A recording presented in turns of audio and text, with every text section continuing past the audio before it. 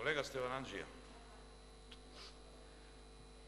во вашиот говор околу разрешувањето на државниот јавен обвинител, спомнавте 12 дена.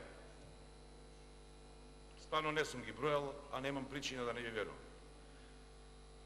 12 дена, колега Стевананджија, од парламентарното мнозинство, вклучително и представникот на владата, заменикот министер за правда, кои бараат смена на државниот јавен обвинител, ни збор, освен неколку процедурални забелешки во однос на она како ние ја водиме овде нашата дебата. Колега Стевананджија, вие во вашиот говор успеавте низ неколку посочени примери да спомнете дали разрешувањето на господинот Марко Зврлевски како државен јавен обвинител е законски или незаконски. Низ многу комични примери како споредба и компарација. Една од тие причини е, ако господинот Марко Зврлевски работел незаконски, непрофесионално и ненавремено, тога што правиме со законот од изборниот законник, со членот 8а од изборниот законник? Тој е законски, а ние го кршиме.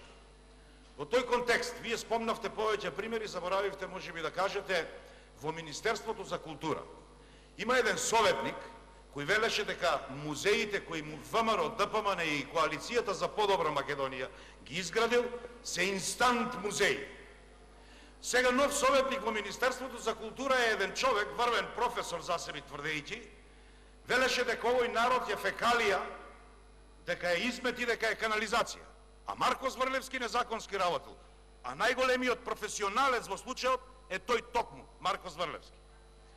Не знам дали знаете, господине Стевананджија, до вас тие пријателките, комшиите што ви се наредот, цело време префрлаат никако да дојдат овде на ред да кажат нешто. Знаете ли комедијата кога е важна? Колега Стевананджија, кога се случува режим, вие сте еден од луѓето кои има ретка дарба да ги препознае работите пред време. И низ еден комичен пристап на нештото, за да не се навредат од вистината, ги соопштуват онака како што треба. Таа е сега во контекст на сето ова, вие не спомнавте една работа за пример. Нели, ние подпишавме договор за добрососедство и соработка, а бараме да се смени Зврлевски. Би сакал да ми објасните што ќе се случи сега со участакот и со 11 октомври во Прилеп. Како ќе го прославуваме ние? Заеднички, посебно, како ист народ, како различен народ?